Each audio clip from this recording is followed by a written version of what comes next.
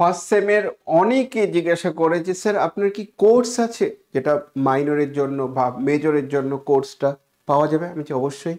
যারা সেমিস্টার 3-তে যাদের মাইনর 2 আছে তারাও তোমরা ওই কোর্সটা নিতে পারো, বা যে কোনো যারা ফার্স্ট সেমে সবে এখন নতুন ভর্তি হয়েছে তারাও প্রিভিয়াস ইয়ারের কোর্সটা নিতে পারো, নাহলে লাইভ ক্লাস করতে পারো। কোর্স পাবে কি করে? সিরাজাম একাডেমি, আমাদের একাডেমি সার্চ করবে গুগলে, সিরাজাম একাডেমি সার্চ করার পর একদম ডাইরেক্ট ওয়েবসাইটে চলে যাবে।